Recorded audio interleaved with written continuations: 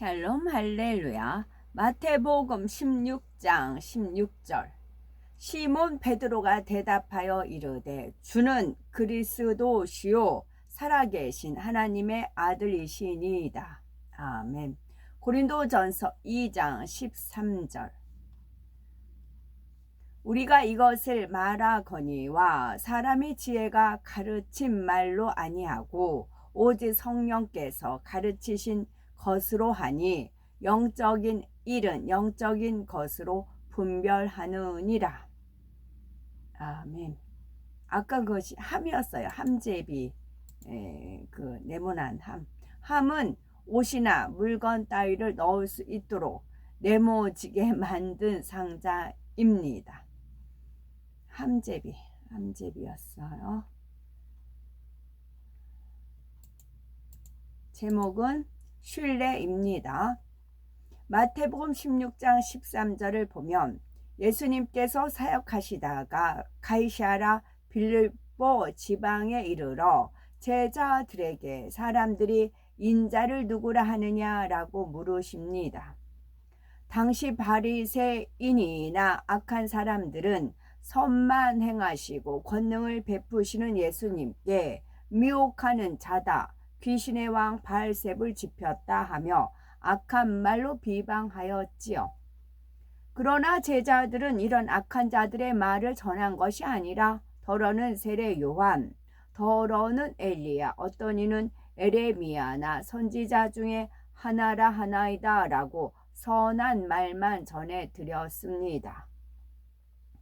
그러자 예수님께서 제자들에게 또 물으시지요. 너희는 나를 누구라 하느냐? 이때 베드로가 주는 그리스도시요 살아계신 하나님의 아들이시니다 라고 당당히 고백하지요. 예수님께서는 바요나 시몬아 네가 복이 있도다. 이를 네게 알게 하니는 혈육이 아니요 하늘에 계신 내 아버지시니라 하시며 베드로가 예수님을 신뢰하고 사랑했기에 하나님께서 깨우쳐 주심을 알려주십니다. 베드로처럼 주님과 온전한 신뢰 관계를 가지려면 어떻게 해야 될까요? 첫째는 육신의 생각을 버려야 됩니다. 두 번째는 성령의 음성을 듣고 주관을 받아야 하지요. 세 번째는 사랑이 커지는 만큼 신뢰도 커집니다. 첫째는 육신의 생각을 버려야 합니다. 육신의 생각을 동원하는 사람은 범사에 자기 기준에 맞춰 판단하고 유익을 쫓아 생각합니다. 육신의 생각을 동원하는 사람은 범사에 자기 기준에 맞춰 판단하고 유익을 쫓아 생각합니다. 그러니 그 기준이 맞을 리가 없지요. 옳은 일을 잘못되었다고 비난하고 선한 일을 악하다고 오해하면서도 자기 생각이 틀린 줄도 모릅니다. 예를 들어 평소에 호감을 느끼던 사람이 어느 날 갑자기 인사를 잘 받아주지 않고 표정이 좋지 않습니다. 이때 육신의 생각을 하는 사람은 나에게 기쁜 나쁜 일이 있나? 오해하나? 아주 무례한 사람이네 하면서 상대를 좋게 여겼던 마음이 순식간에 변합니다. 이는 자기 마음이 간사하고 변개하는 마음이 있기 때문인 것이지요. 옆에서 누군가 그렇지 않을 거라고 권면해도 내 눈치가 얼마나 빠른데 척하면 척이야 하며 자기 생각이 옳다고 고집합니다. 성경에도 보면 자신의 악으로 선한 일을 비난하다가 저주받은 다윗 왕의 첫째 부인 미갈이 나오지요. 다윗 왕이 하나님의 법궤를 다윗성으로 옮겨올 때 너무 기뻐 춤을 추며 하나님을 찬양했습니다. 이 모습을 본 미갈은 왕이 품위 없이 천한 행동을 한다며 비난을 하지요. 하나님의 임재를 상징하는 법궤를 가까이 두게 되었으니 다윗은 너무 기뻐서 어린아이처럼 춤을 추었던 것입니다. 만일 미갈의 마음이 선했다면 다윗과 함께 기뻐하며 하나님께 영광 돌렸을 것입니다. 그러나 미갈은 자기의 악함과 교만 속에 다윗이 행한 선을 악하다고 판단 정죄함으로 저주를 받고 말지요. 예수님 당시에도 육신의 생각을 동원하는 사람들은 예수님의 선한 사역을 악하게만 보았습니다. 누가복음 13장 10절에 보니 오랫동안 귀신 들려 꼬부라진 채로 살다 18이란 말 하기가 싫어서 18년 동안 귀신 들려 꼬부라진 채로 살던 여인을 예수님께서 고쳐주셨습니다. 이를 본 회당장은 율법을 잘 안다고 하면서 안식일의 병자를 고쳤다고 예수님을 죄인으로 정죄하지요.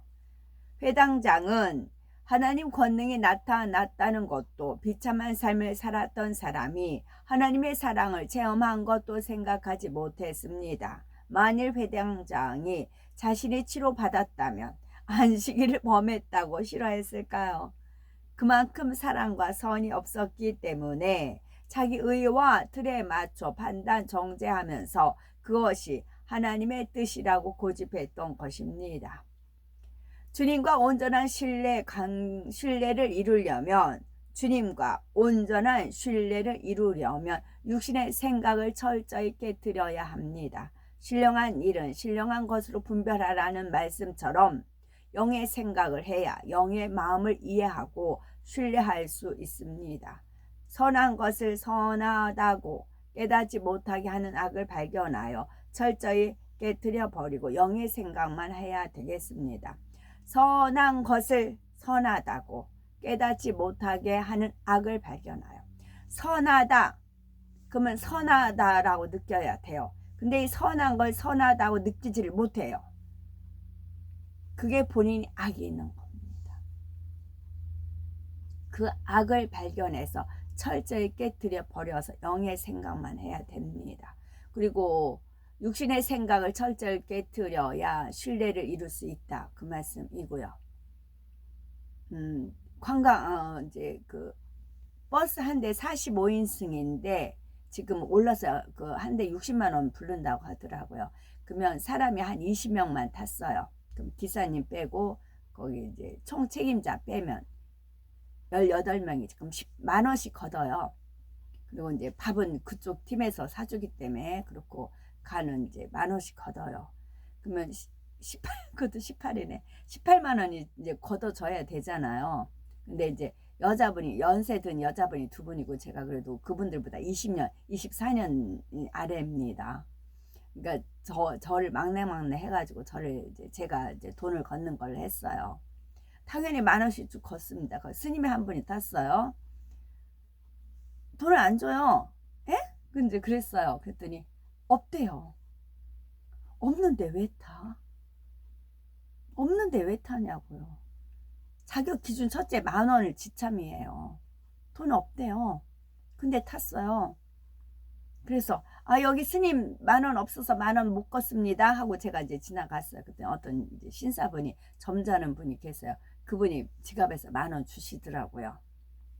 그 10,000 원을 갖고 이제 오는데 또 이제 유튜브 찍는 분이 이제 좀 마음이 후하세요. 근데 보통 이제 5만 원을 내시나 봐요. 그분이 누구 이제 5만 원 냈다 그런 적이 있어요. 근데 이번에도 이제 5만 원을 주셨어요. 5만 원을 줘서 저는 5만 원 이거 준다는 말씀을 안 하셨어요. 그냥 5만 원을 주셨어요. 그래서 당연히 저는 4만 원을 챙겨서 드리죠. 이제 4만 원을 당연히 이제 4만 원을 챙겨서 드렸더니 옆에 있는 사람이 이제 그쪽에선 제 이름을 막 부릅니다. 제 이름을 알기 때문에 제 이름을 막 불러요. 개순이라고 하다가도 그럼 옆에서 아니야 순이 아니고 뭐야 하면서 제 이름을 부르거든요. 제 이름 부르면 저기는 셈이 정확하다고 그러더라고요. 저기는 셈이 정확하다고 그러시고 한 분은 2만 원 이제 더 준다고 해서 어떤 분이요 2만 원 10,000원 더 추가하셨어요 해가 정확히 재가지고서는 이제 드렸거든요. 그래서 이게 너무 그 공짜를 너무 당연하게 여긴다는 그것에 진짜 뒤통수 쥐어진다고 그러지요. 10,000원 없는데 왜 타?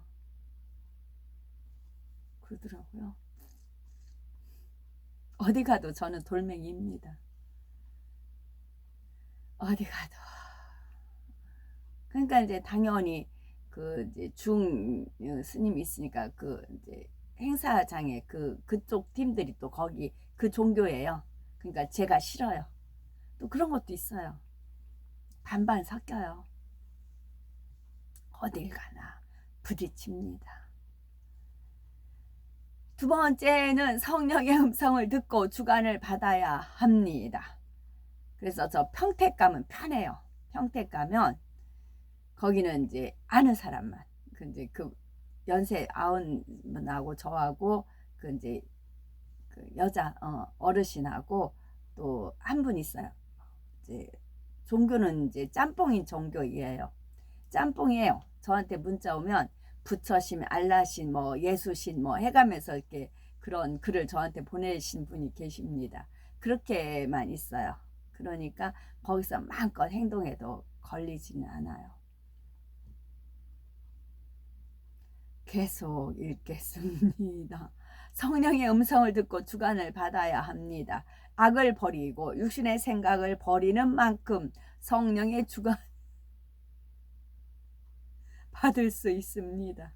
성령의 역사 속에서 하나님의 선하신 뜻을 깨우칠 수 있지요. 성령은 내 마음 안에 내주하시기 때문에 마음을 더럽히면 성령의 음성을 들을 수 없습니다. 아침들 앉아 쓰고 오시니까 컵 카스테라를 이제 50인 45인승이니까 50개를 이제 만들었어요. 만들었는데 이제 20명이 탑승을 하니까 빵 한번 돌리고 또 남았어요. 다시 또 돌리고 그런 일이 있었다고요. 네. 그래서 2개씩 빵이 돌아갔어요. 사람이 적어서. 마태복음 15장 21절 흉악한 귀신 들린 딸을 가진 수로 보니게 여인이 예수님께 나와 간구했습니다. 그리고 이제 말씀을 왜냐하면 이게 선이 저는 하나님의 인도함에 따라 마음의 주관에 오면은 즉각 행동을 합니다. 그래서 이게 하나님께 영광이지요. 그렇게 하고 이제 그 양산 팀에서 이제 그 리더하는 그 팀에서 지난번에 쑥을 뜯어가지고 쑥 인절미를 하고 미나리 막 그 배가지고 그 초무침 해먹는 거 다 주셨어요. 너무 감사하죠. 그래서 그분들 주려고 또 컵 카스테라 30개를 더 여유 있게 만들었어요. 그분들 갖다 드리려고.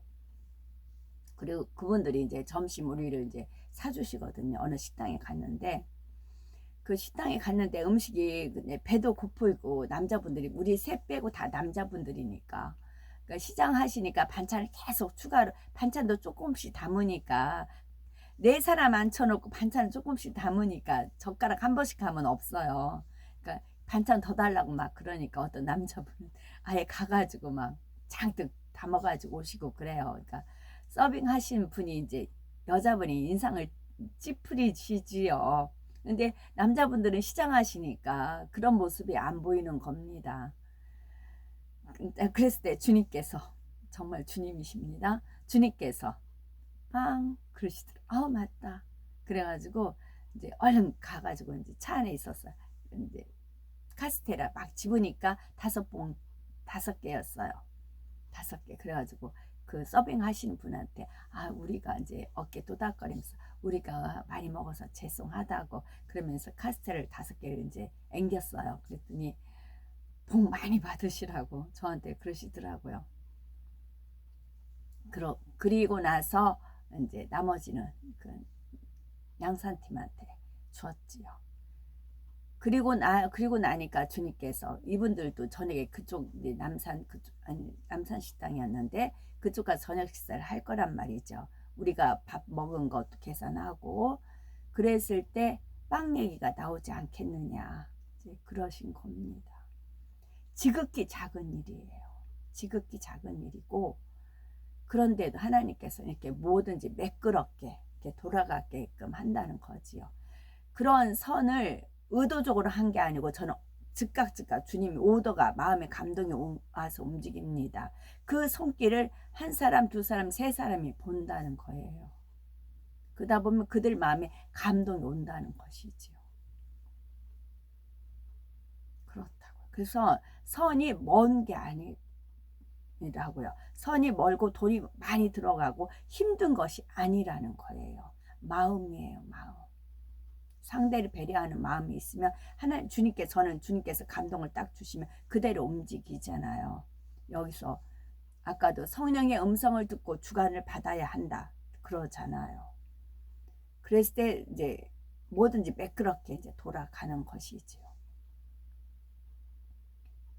그런데도 여인은 전혀 서운해하지 않고 더욱 자신을 낮추며 주여 올소이다. 많은 개들도 제 주인의 상에서 떨어지는 부스러기를 먹나이다 하며 겸비하게 끝까지 매달리지요. 이에 예수님께서는 그 믿음을 칭찬하시며 즉시 그녀의 딸을 고쳐주셨습니다. 육신의 생각을 동원하는 사람은 예수님의 선과 사랑을 믿습니다. 그러면서 예수님께서 저렇게 하시는 이유가 뭘까? 선한 마음으로 궁구하면 성령의 도우심으로 예수님의 뜻을 깨달을 수 있습니다. 만일 여인이 자존심을 내세웠다면 예수님께서 서운함을 품을 수도 있고 낙심해서 응답받기를 포기했을 수도 있습니다. 그러나 응답받을 믿음이 있었기에 변함없이 선한 고백으로 매달렸지요. 예수님께서는 여인이 끝까지 믿음을 내보이게 하셔서 응답받을 만한 공의 분량을 채우게 하신 것입니다. 선한 마음으로 분별하는 사람은 이러한 예수님의 의도를 성령으로 깨우칠 수 있는 것이지요. 그런데 성령의 역사도 깊이가 서로 다릅니다. 성령의 역사를 좀 더 밝히 받는다면 예수님의 뜻도 더 깊이 깨달을 수가 있지요. 곧 예수님께서는 이 여인의 믿음을 이미 아셨기에 이러한 사례를 통해 다른 사람들에게도 깨우침을 주시고자 했던 것입니다. 많은 사람이 믿는다고 하면서도 기대대로 응답받지 못하면 쉽게 낙심하고 하나님을 원망하기도 합니다. 무슨 대단한 모욕을 받은 것도 아닌데 조금만 마음 상한 일을 겪으면 변개해 버리지요. 예수님께서는 이런 사람들에게도 참 믿음이 어떤 것인지 보여주기 위해 이 여인의 겸비한 고백을 끌어내신 것입니다. 이런 사람들에게도 참 믿음이 어떤 것인지 보여주기 위해 이 여인의 겸비한 고백을 끌어내신 것입니다. 이처럼 성령의 도우심 속에 선한 마음으로 궁구하며 예수님의 마음과 뜻도 깨우칠 수 있는 것이지요. 그 선하신 뜻을 깨우쳐 나아가는 만큼 예수님에 대한 신뢰도 더 깊어집니다. 성령의 역사를 받아가는 분들은 사소한 일 하나에서도 하나님의 선하신 뜻을 깨달아 나갑니다. 그럴수록 신뢰와 사랑이 더해지며 나도 그 사랑을 의지하여 영의 깊은 차원으로 곧 들어가리라 라고 고백이 저절로 우러나오는 것이지요. 세 번째는 사랑이 커지는 만큼 신뢰도 커집니다. 베드로는 제자로서 예수님을 따라 다닐 때에도 예수님을 신뢰하고 사랑하였지요. 그러나 십자가 사건을 겪은 후에는 그 사랑의 차원이 바뀌었습니다. 너무나 사랑하던 스승이 더구나 선하고 존귀하신 하나님의 아들이 자기 눈앞에서 참혹한 고난을 겪으셨지요. 그런데 자신은 예수님을 지켜드리기는커녕 모른다고 부인했고 심지어 저주하는 말까지 내고 말았습니다. 예수님께서는 그런 베드로를 어떤 책망도 없이 묵묵히 바라보셨지요. 그리고 처참한 십자가 처형을 받으셨고요. 이를 목도한 베드로의 사랑은 예전과 달랐습니다. 그 사랑이 깊어진 만큼 주님에 대한 신뢰도 커졌고요. 전에는 어린 여종 앞에서도 두려워했는데 이제는 살기등등한 사람들에게 둘러싸였어도 담대히 복음을 외쳤습니다. 십자가를 거꾸로 지고 순교할 때도 그 신뢰에는 조도 흔들림이 없었지요. 정말 주님께서 부활하셨나? 왜 하나님께서 나를 안 지켜주시지? 내가 왜 이런 죽임을 당해야 하는가? 이런 생각을 한 것이 아니라 오직 뜨거운 사랑과 굳건한 신뢰 속에 영광스러운 순교를 할 수가 있었지요. 베드로처럼 육신의 생각을 벗어버리고 선한 마음을 이룸으로 주님과 하나 되어 신뢰한다는 말 자체도 필요가 없는 참된 신뢰 관계를 이루어야 되겠습니다. 아멘.